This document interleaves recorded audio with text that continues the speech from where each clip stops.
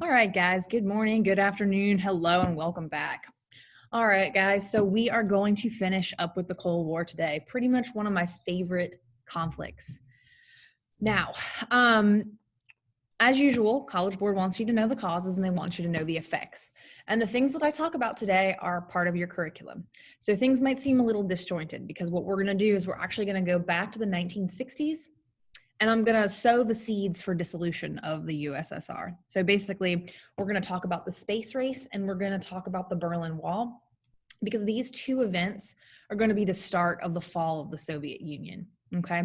Then we're going to jump ahead to the 1980s, Wonder Woman style, and I am going to tell you guys about how the Soviet Union loses the Cold War and America turns out the world's only current superpower. Okay. It all happens in the 1980s because of this dude right here, a guy named Mikhail Gorbachev. And we're going to talk a lot about him today. He's actually a pretty interesting historical figure. Okay, you might recognize this guy right here. That's George H.W. Bush, a president of the United States in the late 80s and early 90s. All right, so as you can see, guys, these two world leaders are shaking it out. All right, they're obviously friends. Well, maybe not friends, but they're speaking to each other, let's just say. And that is because in the 1980s, the Cold War thaws a bit. And the United States and the Soviet Union are going to have better communication until the Soviet Union eventually will fall. And that's the story we're going to tell today. So guys, we are still in period 4. We are still in unit 8. Go ahead and ignore this right here. Okay, this was from last year, but we'll take attendance. And we will go ahead and finish the Cold War. And as usual, guys, you have in-class work. So if you're missing my lesson and you're tuning in now, please go ahead and send me an email and I'll let you know what you missed. Okay? So let's finish up with the Cold War. And as I said, guys, the first thing we're going to do is I got to make sure that our timeline is on par. All right? The first thing we're going to do is we're going to bounce back into the 1960s. All right? And the reason is because we're going to have to talk about two events that, again, sow the seeds for the end of this Cold War. So the first one is the creation of the Berlin Wall.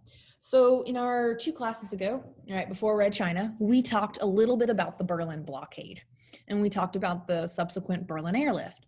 So essentially, Joseph Stalin, who has control of East Germany, so communist East Germany, in the late 40s, he decides to block the capitalist Western countries, France, Great Britain, and the United States, from getting into Berlin. And you guys probably remember that at the end of World War II, East Berlin was under the control of the Soviets, while West Berlin was under control of the British, the French, and the Americans. Now, Stalin realized that if he just simply cut off the trains and the transportation, that the rest of West Berlin was completely surrounded by East Germany. He essentially was trying to choke off this little capitalist stronghold. Okay, well, the United States responds by putting a boatload, or I guess a plane load of supplies on planes and simply flying it in to West Germany to keep this capitalist stronghold afloat. And that's exactly what happens. Now, Stalin basically retreats, all right, the capitalists win this round, but there's still going to be tensions in this world region. Think about this, all right? East Germany is this big communist country, and yet there's this tiny little freckle, West Germany or West Berlin, that is capitalist. You could imagine that that might cause some problems, and that's exactly what happens throughout the 50s and early 60s, all right? People in East Berlin that are hard workers and want to be incentivized with extra money are going to start escaping to the capitalist West. So again, when you're surrounding this tiny little capitalist area, you're going to see a mass exodus of people trying to escape into West Berlin, all right, escape out of communism and into capitalism. And the Soviet Union realizes that. And so East Germany and the Soviet Union in 1961 build the Berlin Wall. It is essentially a wall built around the entirety of West Berlin. They tell their people it's to keep capitalism out of the Soviet Union or East Germany, but in reality, it's to make sure that no East Germans continue to escape to the capitalist West Berlin. All right. This is going to exist all the way until 1989 when it is finally torn down, but it will remain a symbol of the Cold War. Okay. Now, shifting gears a little bit, we have the Berlin Wall, and I wanted to show you guys some pictures first. And I guess there we go. You guys might recognize this picture. There's a thing on my wall in my classroom. This is where you would leave the American sector of West Berlin. I don't know why that just keeps popping up. All right, so the second big event that's going to lead to the end of the Soviet Union is the space race. Now, the space race is interesting because I know most of you are under the impression that we as America won it. And you'd be right. We did win it, but we didn't win it at first. America has this really fun habit of always moving the goalposts until we win and then we end the game. And that's exactly what happens during the space race. So the space race refers to the competition between the United States and the Soviet Union for this final frontier. So in the 50s, the Soviet Union launches the first satellite, something called Sputnik. All right. And right after Sputnik, the Soviet Union also sends the first man into space, a guy named Yuri Gagarin. And if you're an American in the 50s and you see the Soviet Union successfully launching a satellite and then a dude into space, you go, holy crap, we have fallen behind, okay? The truth is, guys, a satellite is one thing, but if you can launch a satellite into space, you know what you can also launch into space? Missiles. So Americans are scared, all right? If the Soviet Union has the capabilities of sending satellites and men into space, what else can they do? And so in the United States, people start heavily investing in public schools, math and science programs. They start investing in NASA, all right? And even though the Soviet Union continues to beat us, first satellite, first man, there's other stuff, I can't remember it. The United States is finally going to so-called win the space race in 1969 by finally getting a man on the moon, okay? Now, again, the Soviet Union beat us in all other components of the space race, but because we got a man on the moon, we won. Yeah, not exactly the game that I was going to tell you guys about, but just to prove my point, you know, first satellite in space, first animal in space, first man in space, first woman in space, first spacewalk, first space station. But hey, we got the first man on the moon, so we win, and then the game is over and we move on. Did we win the space race? Well, I don't know, but the competition between the United States and the Soviet Union also gets us some quality propaganda posters. So because the Soviet Union was actually beating the United States in this space race, it was one way that the Soviet Union was really able to sell communism to is people like, look, if we all work together and we work really hard, we can actually beat the capitalists, all right? We can beat them into space. And so I love these propaganda posters. I think they're really, really interesting, and I wanted you guys to see them. And I also wanted to tell you the sad, sad story about the first animal in space. All right, this dog right here, named Laika. The Soviet Union found Laika roaming the streets of Moscow in the winter and was like, hey, this cute little dog, we're going to shoot her into space. But they didn't plan on her coming back. So the first animal that goes into space, I mean, great. And then she dies by basically burning up on her way back. Super sad story, but something you'll always remember. Now, Berlin Wall and the space race are really important because they set the stage for the 1980s when the Soviet Union essentially starts to collapse. First off, the Soviet Union has spent a crap ton of money on the space race and all those little tiny proxy wars against the United States. Now, the US has too, but by the 1980s, the US really isn't fighting those little proxy wars anymore. And I'm going to tell you how important that is in a second. But guys, the 1980s is a great time. And after today's lesson, I want you all to go home and ask your parents what they remember about the 1980s and then watch them stroll down memory lane.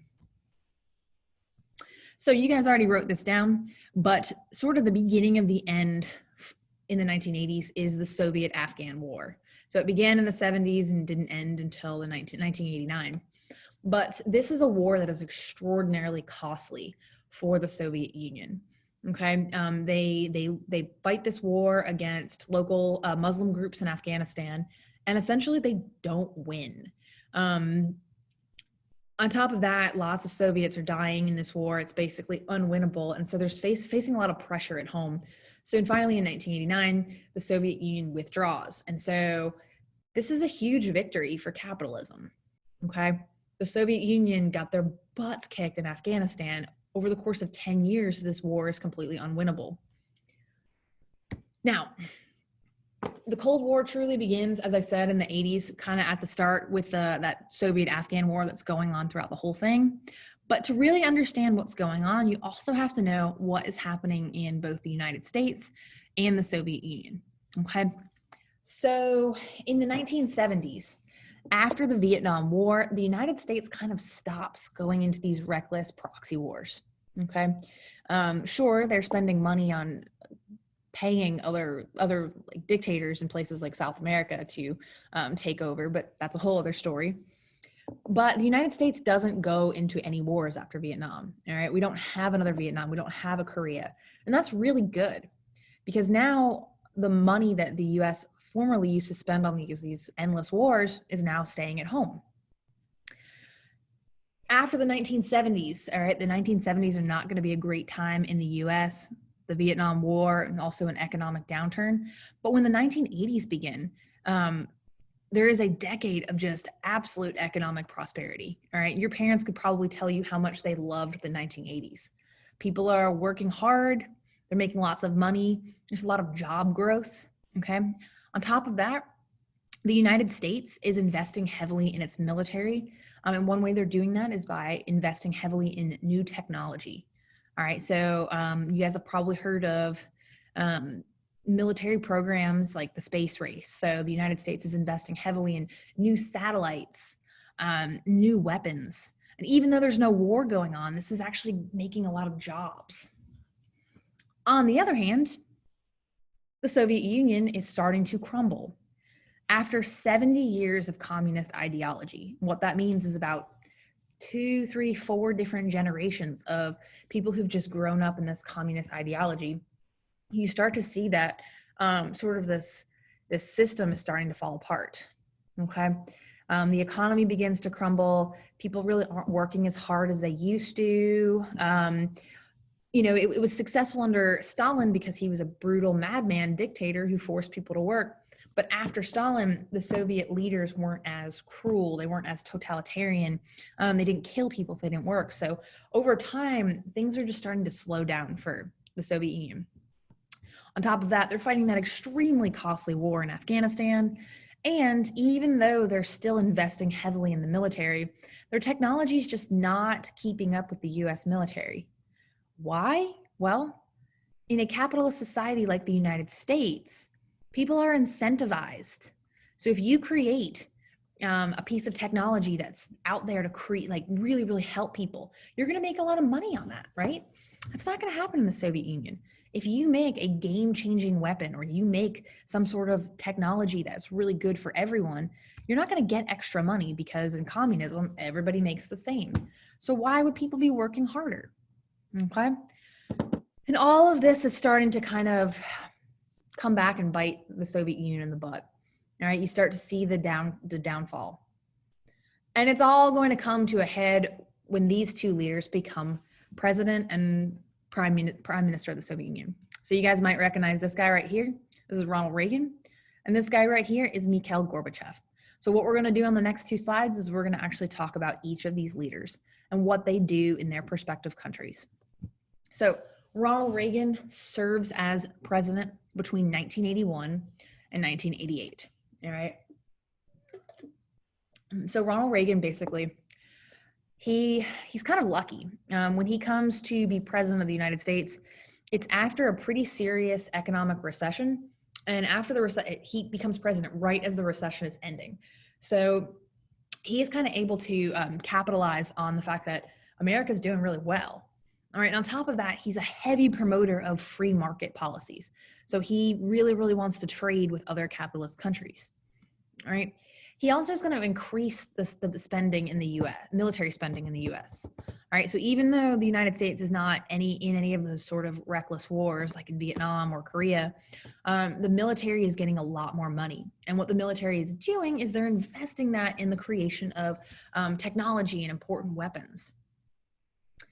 Now, in the 1970s, the Soviet Union and the United States they just kind of ignored each other. All right, there was really not a lot of like proxy wars or anything.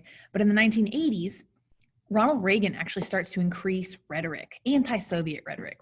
All right, he starts to portray this Cold War as a war between good and evil, the good capitalist Christian Western democracies versus these evil communist Eastern dictatorships. All right. One of the reasons he's going to kind of poke the bear of the Soviet Union is he's going to propose something called the Star Wars program. Okay. The Star Wars program is essentially the idea that the United States will build satellites that from space can shoot down nuclear weapons. So that idea of mutually assured destruction, guys.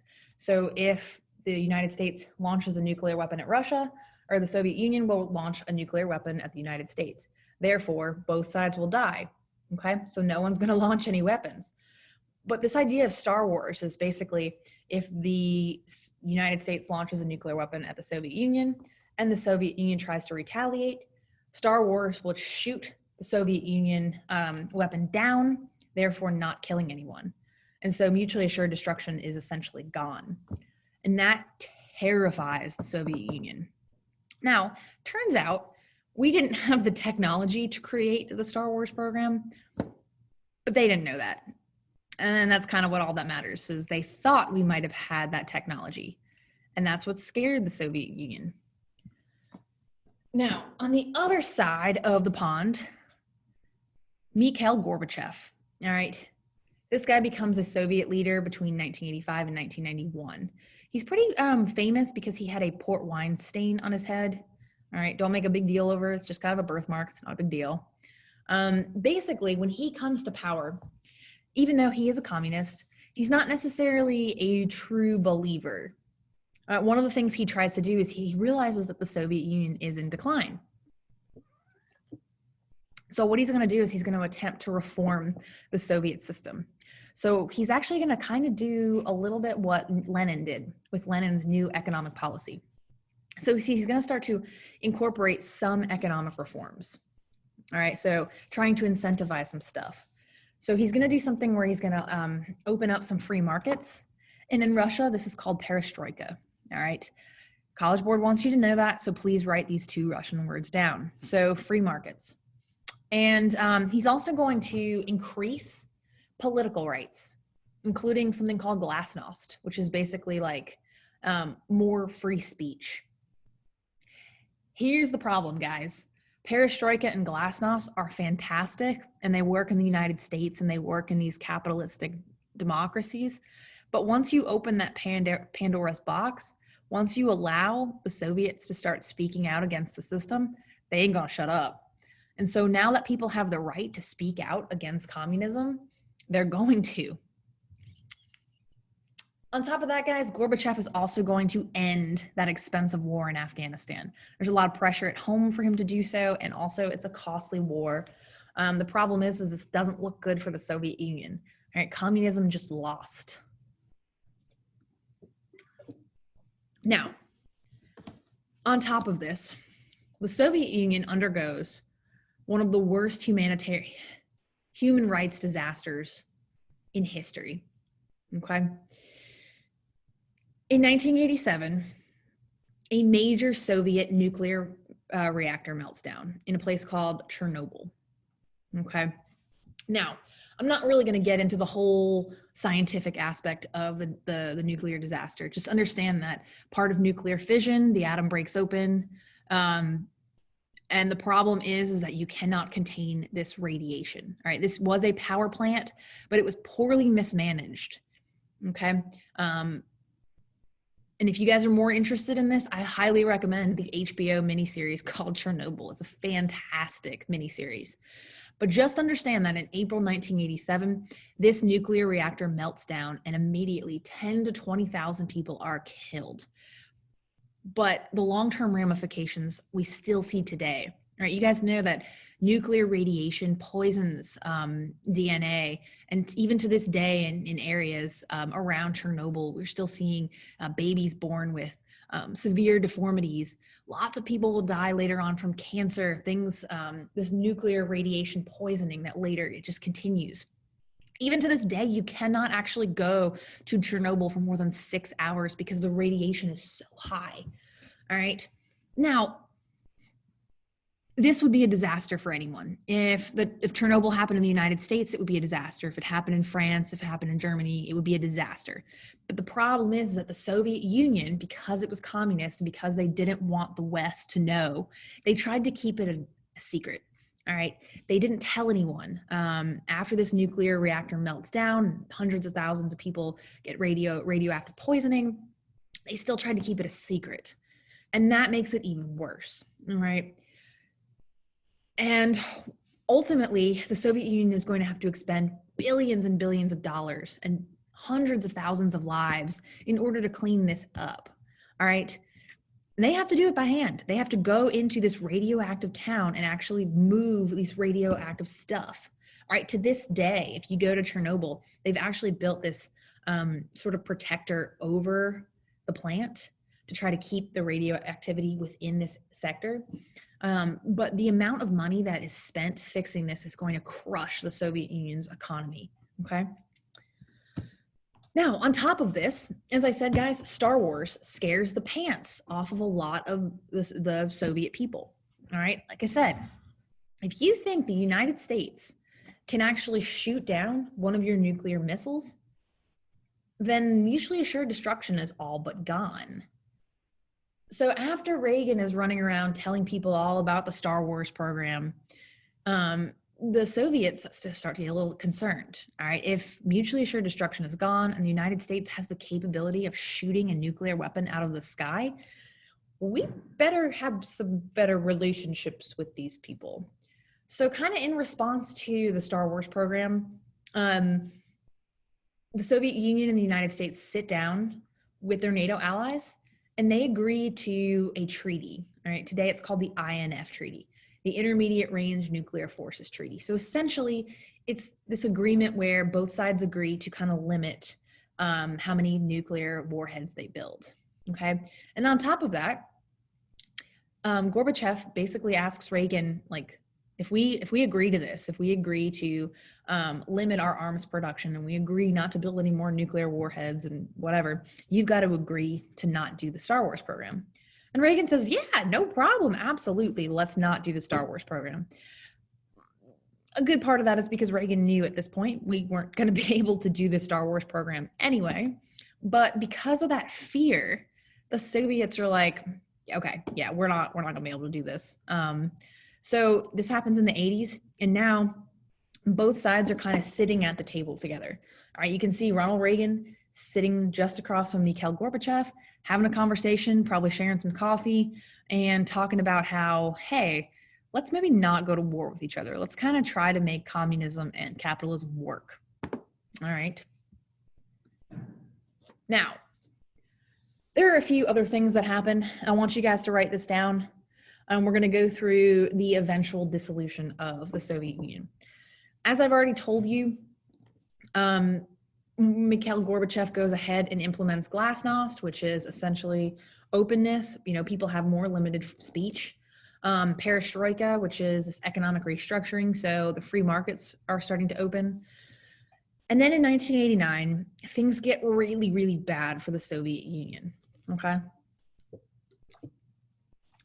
First off, you guys probably remember the Warsaw Pact, all these little red countries right here. All right, you also probably remember NATO's, all these little blue countries right here. Now, what you're going to start to see in 1989 is these countries that at the end of World War II, the Soviet Union occupied and then essentially just created as communist states, they start to revolt against their pro-Soviet leaders, okay? And in 1989, many of these countries are going to revolt against communism. Why? Well, the truth is, guys,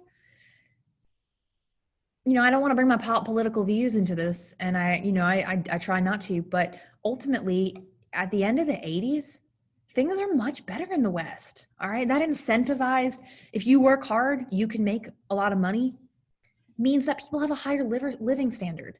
They can afford nicer things. They can afford better food for their kids. They can afford to buy nicer cars. All right. Things are not all this monotone communist drab. And so these countries, these Warsaw Pact countries, are going to start revolting against communism because they want a little piece of that capitalism, Western lifestyle. And guys, as you can see from this map, you can see the years that these Eastern Bloc countries are going to revolt. All right, when I say the Eastern Bloc, I really just mean the Warsaw Pact. So in the late 80s and the early 90s, these countries begin to revolt. All right, you see it first in Eastern Germany. All right, in 1989, the Berlin Wall will fall. Okay, and East Berlin and West Berlin will reunify, followed by East Germany and West Germany reunifying later on in the 90s. All right, other countries begin to revolt. Poland, Hungary, Romania. This purple stuff is a whole other story. Don't worry about that for now. But again, all of these countries that were part of this Warsaw Pact and were all part of this, at the end of World War II, wherever the Soviet Union was occupying, you became a communist and you became a communist.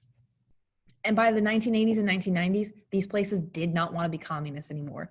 They wanted capitalism, they wanted freedom, and they wanted a higher living standard. Okay? And this is going to result in the end of the communist rule. But as you can see, guys, it's not until, did I just mute myself? Nope.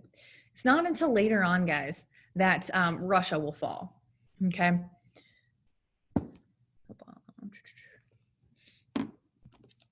Now, you guys probably remember that when I'm talking about the Soviet Union, I'm talking about all of those Eastern Bloc countries, all right, the Warsaw Pact countries, these little countries that Russia was standing in, or the Soviet Union was standing in at the end of World War II.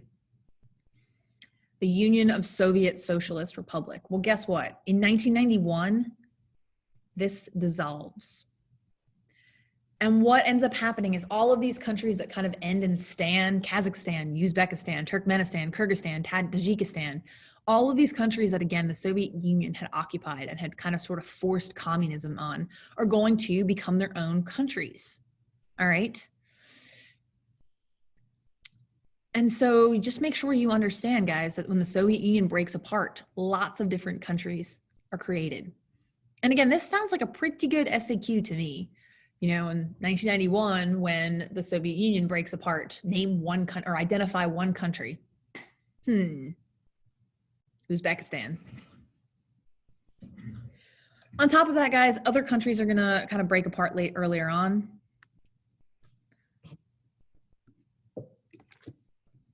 It's not really a meme, but it is a political cartoon. The Soviet Union is a sinking ship, and all of these new countries and the lifeboats.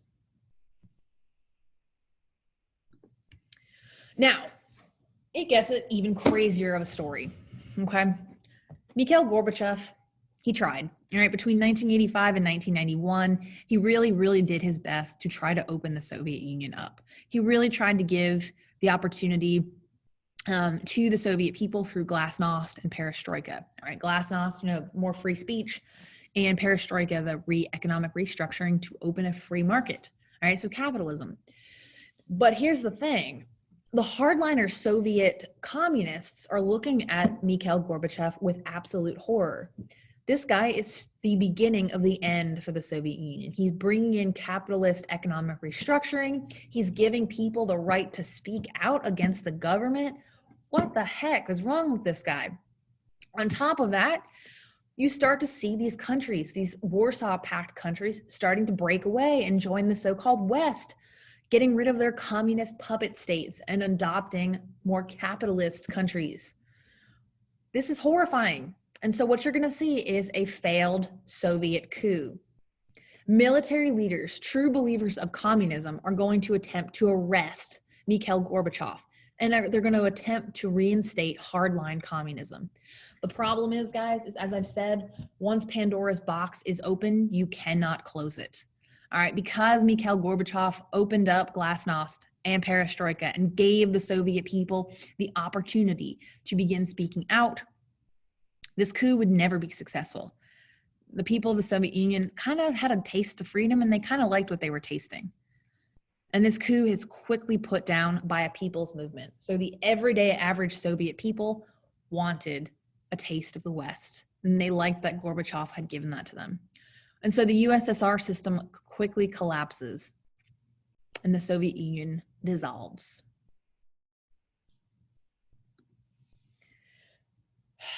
So in conclusion, guys, again, cause and effect. What are some of the outcomes of the Cold War?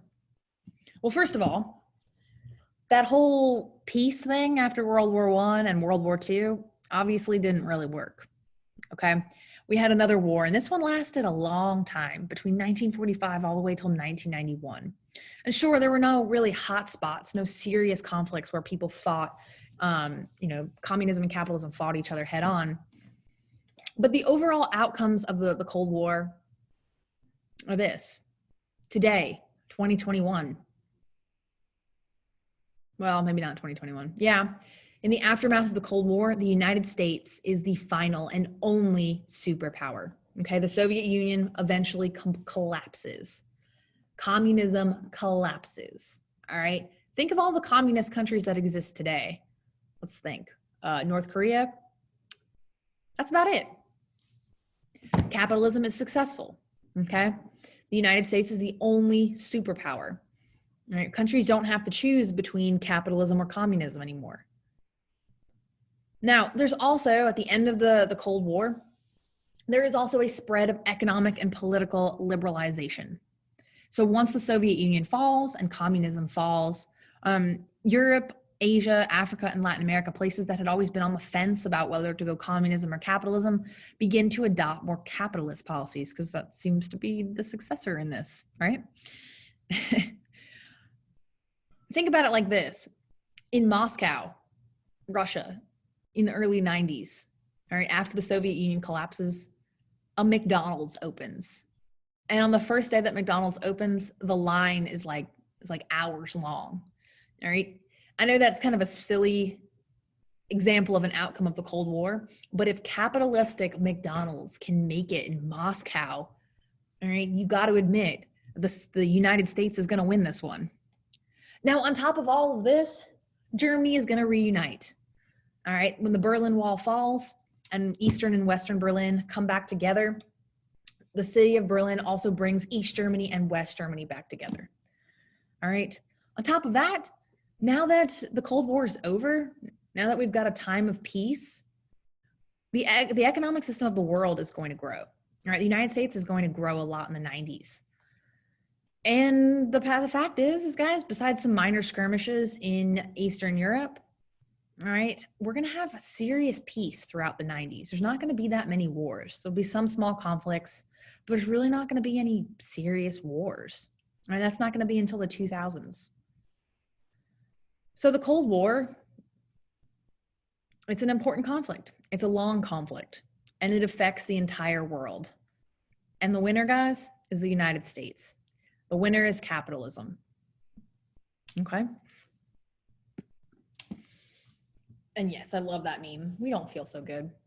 Guys, as usual, if you've missed class, please, please, please send me an email. All right. I hope you guys enjoyed this lesson. We finished with the Cold War, but now we've got to talk about decolonization. Okay. See you guys later. Have a great rest of your day.